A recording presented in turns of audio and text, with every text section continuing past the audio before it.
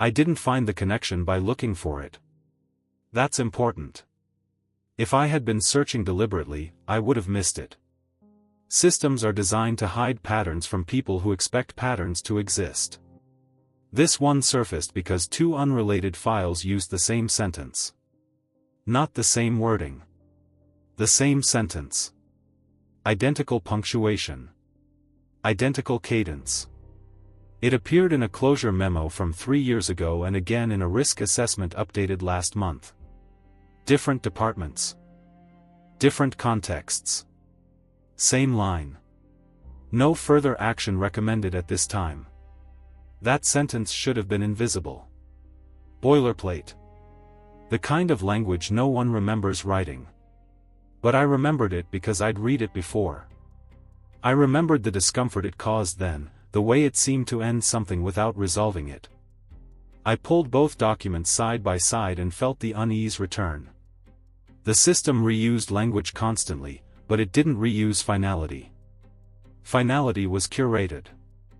Someone decided when things stopped being discussed. Someone decided when, at this time, became permanent. I checked authorship. Different names.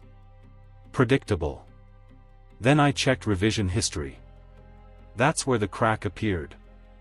Both documents had passed through the same temporary review authority. Not a department. Not a role. An interim oversight group that technically didn't exist anymore. It had no staff list. No public mandate.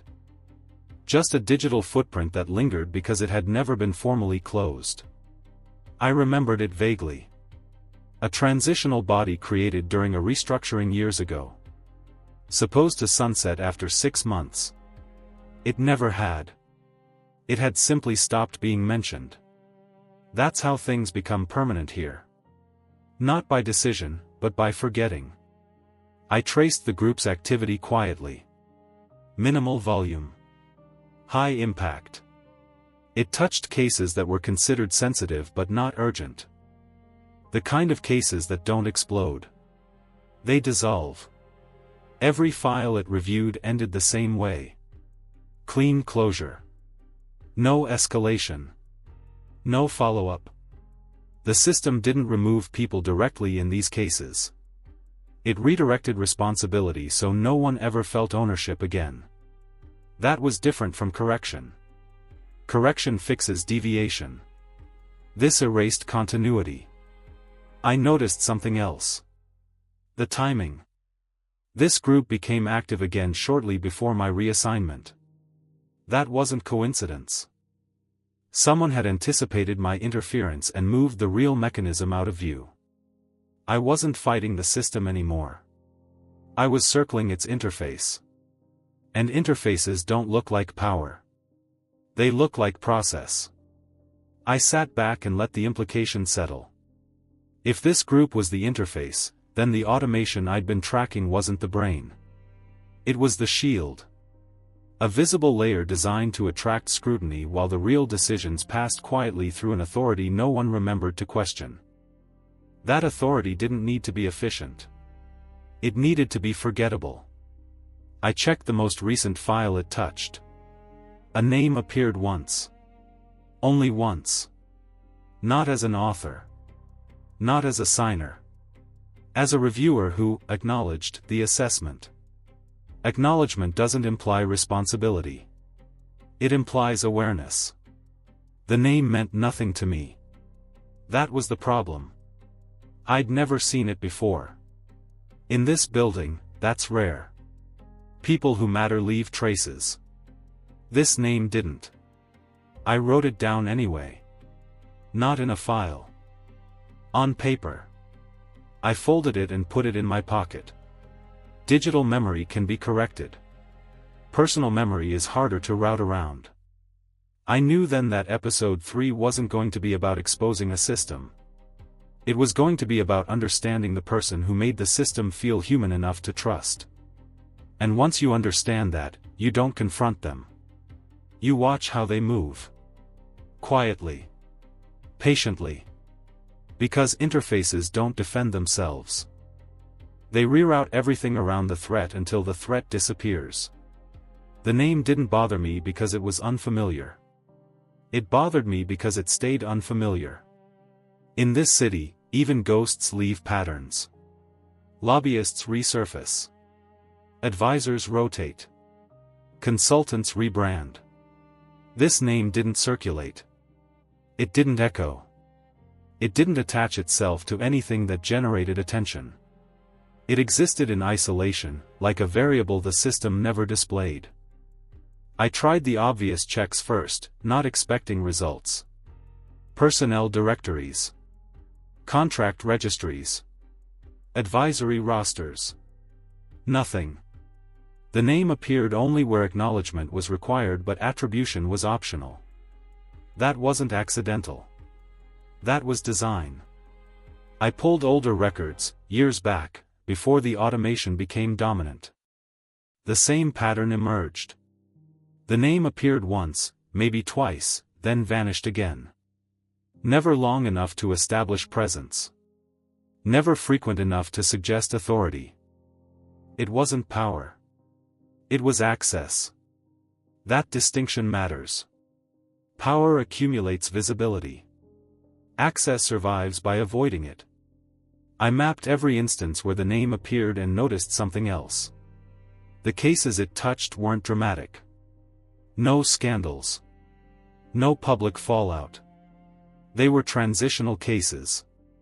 Moments where responsibility could have moved upward but instead dissolved sideways. The kind of decisions no one remembers making but everyone lives with. That's where real influence hides. I checked timelines. Every time this name appeared, something else slowed down. Escalation stalled. Reviews lost urgency. Files settled into a state of resolved without resolution. It wasn't obstruction. It was dampening. Like lowering the volume until no one notices the song has stopped. I asked around carefully, never directly. Questions framed as curiosity about institutional history. Most people shrugged. Some remembered the oversight group vaguely. No one remembered who staffed it. That's when I realized the oversight group wasn't the interface. It was the mask. The interface was whoever decided when to appear and when to disappear behind it. I watched how people reacted when I mentioned the group casually. Not fear. Confusion. Confusion is safer than denial. It means the system succeeded in erasing continuity. You can't challenge what you can't place. I began paying attention to acknowledgements instead of signatures. Signatures imply decision. Acknowledgements imply awareness without commitment. That's where the name lived. Always aware. Never accountable. That's not an accident. That's a role. I thought back to my own reassignment, to how clean it had been, how unremarkable. Someone had decided I needed to be seen without being heard. That same logic was at work here, just applied differently. I followed the most recent case tied to the name and noticed a detail I'd missed before. The acknowledgement came after the recommendation, not before. That reversed the usual order. It meant the decision had already been made elsewhere. The acknowledgement didn't authorize it. It ratified it retroactively. That's not oversight. That's insulation. Someone was making decisions, then placing a human layer on top to absorb consequence if needed. That human layer wasn't leadership. Leaders attract scrutiny. This was closer to maintenance. I felt the shift then. This wasn't about a single operator. It was about a function that required a person to feel legitimate. Automation can recommend. Architecture can constrain. But legitimacy still needs a human face, even if no one ever looks at it directly. I looked again at the folded paper in my pocket. The name hadn't changed. But its meaning had. It wasn't a person in the way I'd assumed. It was a role someone stepped into when the system needed to feel reasonable. That was the real interface. And interfaces don't disappear when you find them. They adapt. Quietly. Patiently. I didn't need to expose this person. Exposure would only replace them. What mattered was understanding how the role persisted without recognition. Because if I could trace that, I could predict where it would move next. And prediction, I'd learned, was the only language the system truly respected. I stopped looking for the operator as a person. That was the mistake everyone before me had made. People look for faces, offices, authority lines. This role survived precisely because it avoided all three.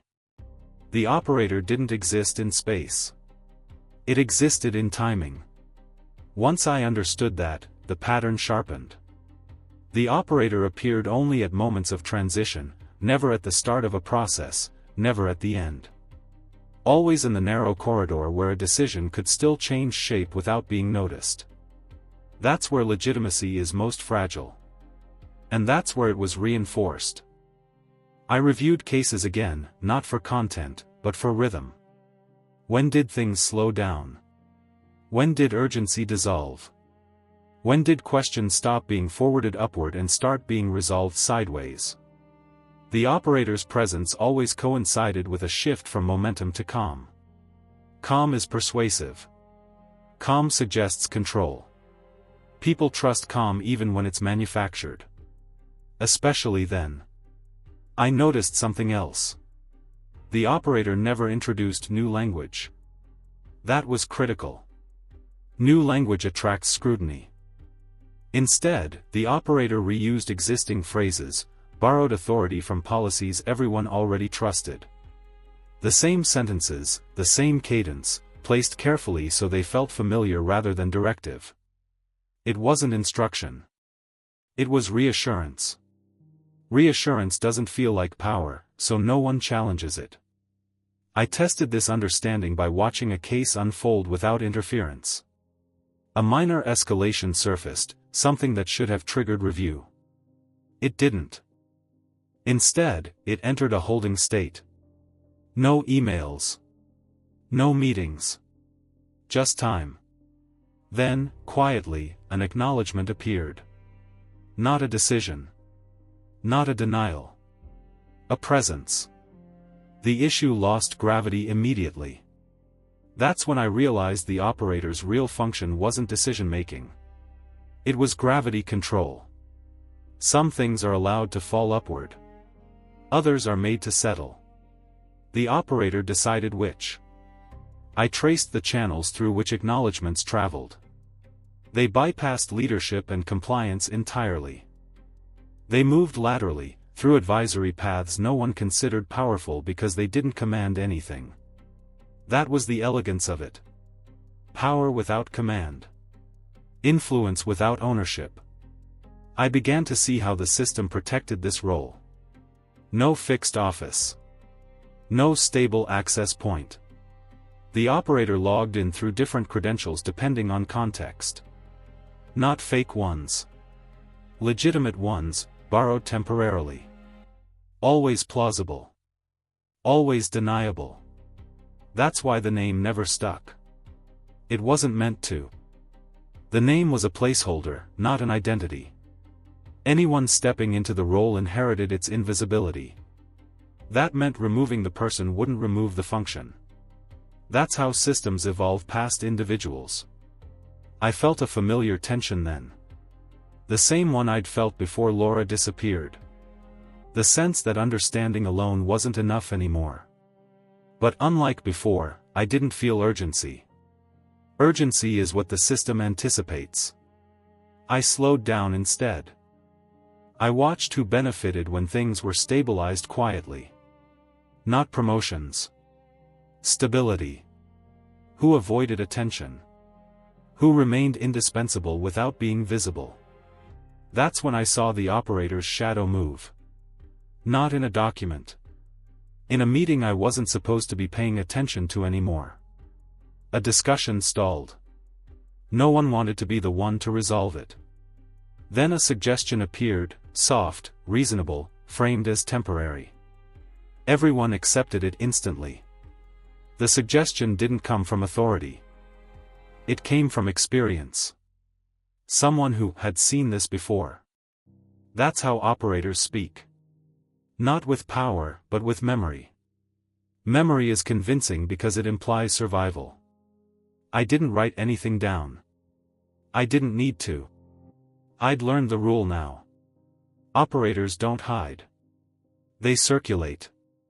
And once you know what circulation looks like, you stop asking where they are and start watching when they arrive.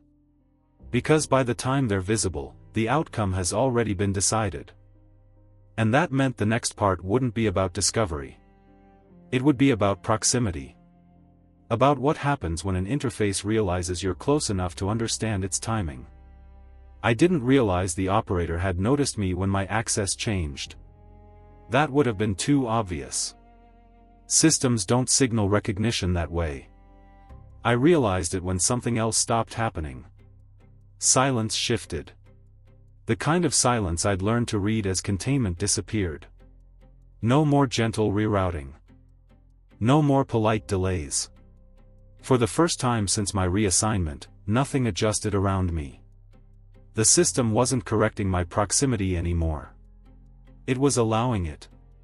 That's not negligence. That's assessment.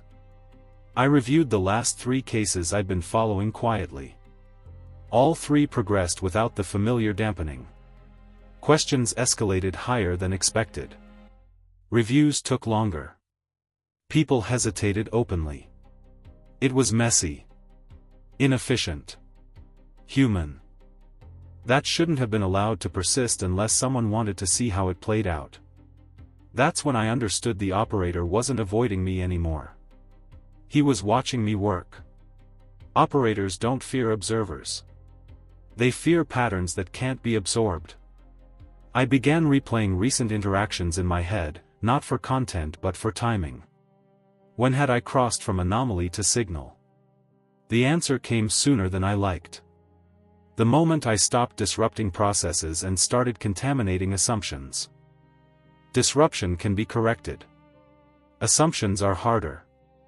They propagate silently. I remembered a meeting weeks earlier where someone had said, half-jokingly, "You always notice things late." It had sounded like a compliment. It wasn't. It was calibration. Late noticing doesn't stop outcomes. It only explains them after the fact. I'd stopped being late. That's what drew attention. I felt it then, not as fear, but as alignment from the other side. The operator didn't need to remove me. He needed to understand whether I could be integrated. That's the real test. Removal is expensive. Integration is efficient. I noticed how often my comments were now echoed by others minutes later, reframed, softened, but intact.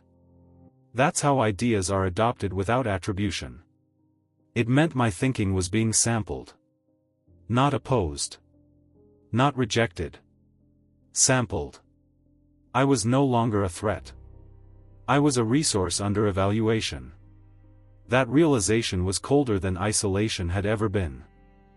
Being ignored limits harm. Being useful multiplies it. I stopped sharing immediately. Not abruptly. Gradually. Operators notice withdrawal faster than resistance. Resistance is predictable.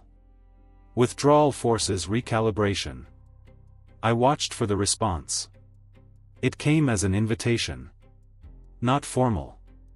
Not dismissible. A small working group. Temporary. Advisory. The same words I'd learned to distrust. I declined without explanation. That was the moment the system flinched. Just slightly. Enough to confirm it. The operator knew my name now. Not the placeholder. Mine. Once the operator knows you exist, the rules change. You're no longer noise in the system. You're an option. And options are evaluated for cost. I felt that evaluation unfold not through pressure, but through opportunity. Doors opened that hadn't before. Information appeared without request. Context was offered generously. This is how systems test alignment. They don't ask what you believe. They ask what you'll accept. I accepted nothing I couldn't trace backward. That slowed the exchange. The operator adjusted again. Less generosity. More selectivity. The dance was subtle, but unmistakable. I realized then that the operator wasn't protecting the system from me. He was protecting it from exposure to someone like me becoming unnecessary. That's the real risk. Operators survive by being indispensable interpreters. If understanding spreads, their role dissolves. I watched him intervene indirectly in a case I'd deliberately stayed away from. The intervention was elegant. A suggestion framed as precedent. A calming presence that redirected responsibility without assigning blame. Everyone involved felt relieved afterward. That's how you know it worked. Relief is the emotional signature of successful manipulation. I could see the cost now. The system functioned smoothly because someone absorbed the ethical weight quietly. The operator wasn't cruel. He was tired. Tired enough to believe that preventing disruption justified erasing friction. I recognized that fatigue. It mirrored my own, earlier. That scared me more than hostility ever could. This wasn't a villain. It was a caretaker who'd learned to prioritize continuity over truth. I understood then that confronting him directly would fail. He'd justify everything calmly, convincingly. And he'd be right in all the ways that matter operationally. The cost of being useful is that your logic starts to make sense to people who shouldn't have it. I had to make sure mine didn't. I began leaving gaps intentionally. Not errors. Absences. Questions unanswered. Threads left dangling just long enough for others to pick them up incorrectly. That created divergence. Divergence creates debate. Debate attracts attention. Attention is what operators spend their lives minimizing. The response was immediate but quiet. I was excluded from a review I should have been part of.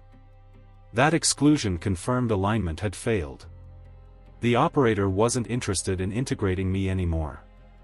That meant the next move wouldn't be co-option. It would be closure. The closure didn't arrive as a threat. It arrived as certainty. A final adjustment, already framed, already justified. My role would be sunset. Not eliminated. Reclassified. Advisory without audience. Permanent without influence. That's how systems end conversations without creating endings. I accepted again. Acceptance keeps doors open just long enough to leave something behind. Before the reclassification finalized, I did the only thing left. I made the operator visible to people who didn't need to know his name, only his function. I described the role abstractly. A pattern. A timing. A presence that arrives when things calm too quickly. Once you describe a pattern, people start seeing it everywhere. You can't unsee timing once you notice it. The operator reacted by accelerating transitions. Faster acknowledgements. Quicker closures. That speed betrayed him. Speed is the opposite of invisibility. I saw hesitation ripple outward again. The system wasn't collapsing. It was stiffening. Stiff systems crack later, not sooner. My reclassification completed on a Friday afternoon. Predictable.